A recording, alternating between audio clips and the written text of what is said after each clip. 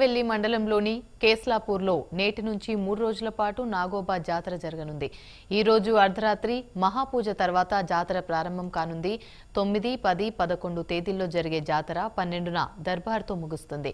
మోస్రం వంశీయులు ఇప్పటికే 80 కిలోమీటర్ల దూరంలో హస్తిన మడుగు దాకా వెళ్లి తీసుకొచ్చిన గోదావరి జలాలను కేస్లాపూర్లోని మర్రిచెట్టు వద్దకు చేర్చారు.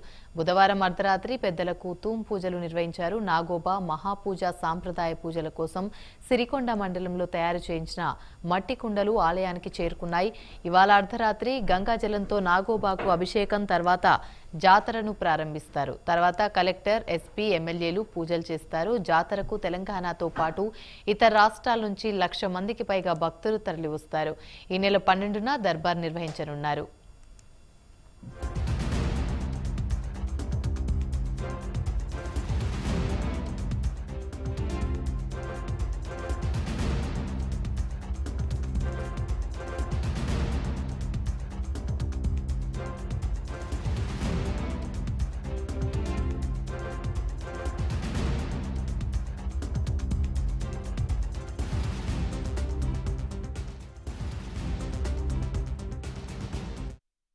ఈరోజు ప్రత్యేక రీతిలో పూజలు నిర్వహిస్తారు.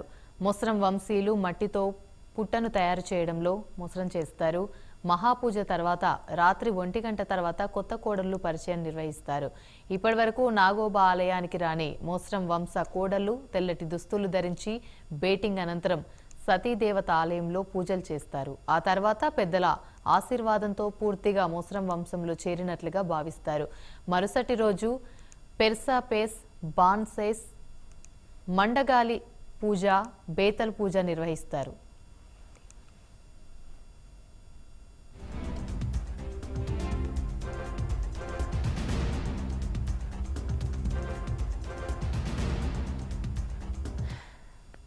నాగోబా జాతరకు అధికారులు అన్ని ఏర్పాట్లు పూర్తి చేస్తారు. రాష్ట్రంలో మేడారం తర్వాత రెండో అతిపెద్ద గిరిజన జాతరగా గుర్తింపు పొందింది నాగోబా జాతర. ఈ జాతరను రాష్ట్ర ప్రభుత్వం అధికారికంగా నిర్వహిస్తుంది. ఇటీవలే సీఎం రేవంత్ రెడ్డి సహా మంత్రులు కేస్లాపూర్ తరలివచ్చి నాగోబా పూజలు చేశారు. కాంగ్రెస్ ప్రభుత్వం జాతరను ఈసారి ప్రతిష్టాత్మకంగా తీసుకోవడంతో కలెక్టర్ రాహుల్ రాజ్, ఎస్పీ గౌసలాం ఏర్పాట్లను పర్యవేక్షిస్తున్నారు. 3 డీఎస్పీల ఆధ్వర్యంలో 6 సీఐలు, 28 మంది ఎస్ఐలు, 37 మంది ఏఎస్ఐలు, 94 మంది హెడ్ కానిస్టేబుళ్లు, 243 మంది ఇతర సిబ్బందితో బందోబస్తును ఏర్పాటు చేశారు. ఇదే అంశానికి సంబంధించి మరిన్ని వివరాలు మా ప్రతినిధి శ్రీనివాస్ అందిస్తారు. శ్రీనివాస్, చెప్పండి, నాగోబా జాతరకు సంబంధించి అప్డేట్స్ ఏంటి? యామిని, ఏదైతే తెలంగాణలో అతిపెద్ద రెండవ గిరిజన జాతర నాగోబా జాతరకైతే శుభముహూర్తం ఖరారైంది. ఏదైతే ఈ రోజు అర్ధరాత్రి 12 గంటలకు ఆ దేవాది దేవుడికి ఏదైతే ఆ గంగా జలంతో అభిషేకం చేసిన అనంతరం అయితే జాతర మొదలు కానుంది.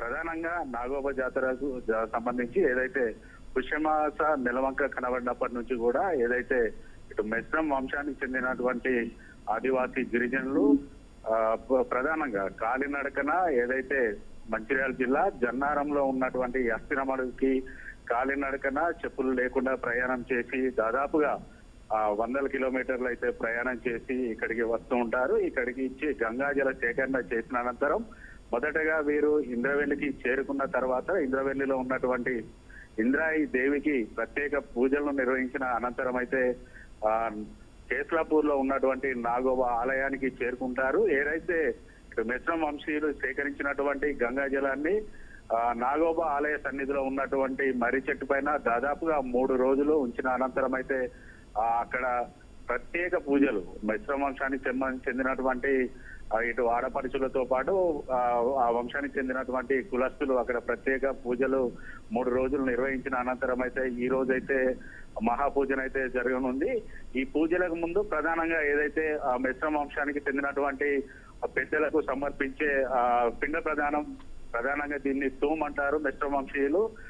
గత 2 రోజుల క్రితం తూము కార్యక్రమాన్ని కూడా నిర్వహించారు. అనంతరం నాగోబా దేవుడికి సమర్పించేటువంటి ఆహారాలతో పాటు ప్రధానంగా ప్రసాదాలన్నిటి కూడా ఇప్పటికే వాళ్ళు సిద్ధం చేసుకున్నారు. ఈ రోజు అర్ధరాత్రి 12 గంటలకి మహాపూజ చేసిన అనంతరం ఏదైతే మెస్రం వంశానికి చెందినటువంటి కొత్త కోడలను అయితే దేవుడికి పరిచయం చేసే కార్యక్రమం ఉంటుంది. దీన్ని బేటింగ్ అంటారు. అయితే ఆ మిశ్రమ వంశంలోకి అడుగుపెట్టినటువంటి కొత్త కోడళ్ళు ఎవరైనా కూడా ఆ నాగోబా సన్నిధిలో నాగోబా దర్శనం చేసుకున్న తర్వాతనే వారి వంశస్థులుగా అయితే ఇటు వాళ్ళు గుర్తిస్తున్న పరిస్థితులు అయితే ఉన్నాయి.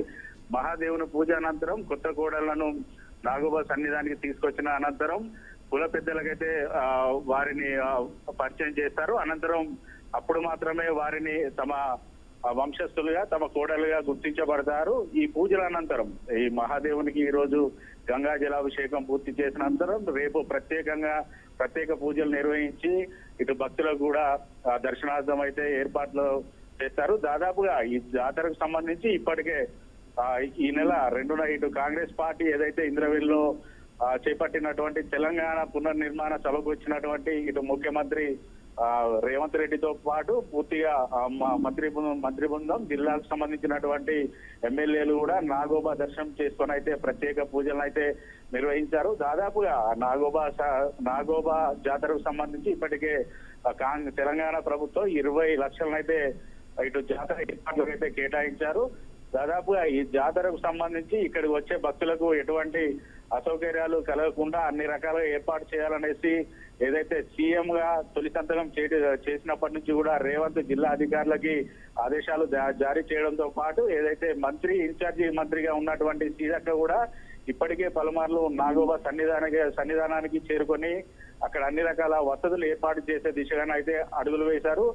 దాదాపుగా కాంగ్రెస్ ప్రభుత్వం ఏర్పడినప్పటి నుంచి కూడా నాగోబా జాతరపై అయితే ప్రత్యేక దృష్టి పెట్టిందని చెప్పొచ్చు. దాదాపుగా ఈ జాతరకు సంబంధించి ఎక్కడా ఎటువంటి అవాంఛనీయ సంఘటనలు జరగకుండా ఉమ్మడి ఆదిలాబాద్ జిల్లా వ్యాప్తంగా ఉన్నటువంటి పోలీసు సిబ్బందిని కూడా ఇక్కడ ప్రత్యేకంగా విధులకైతే కేటాయించిన పరిస్థితులు అయితే ఉన్నాయి. దాదాపుగా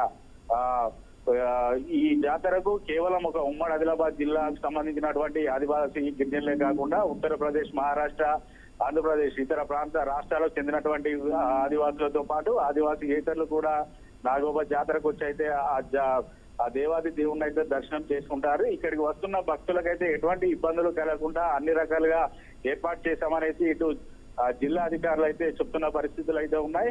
ఖచ్చితంగా దానితో పాటు ఏదైతే ప్రధానంగా ఇక్కడ కేవలం ఆదివాసీలకు ఉన్నటువంటి కొన్ని సమస్యలు ఉన్నాయి. ఆ సమస్యలు తీర్చడానికి దీంట్లో ప్రధానంగా దర్బార్ కార్యక్రమం అయితే నాగోబా దర్బార్ అయితే ప్రత్యేకంగా నిల్వనున్నది. ఈ జాతరకు సంబంధించి అయితే ఇప్పటికైతే పూర్తి స్థాయిలో అయితే ఏర్పాటు చేశారు. Thank you.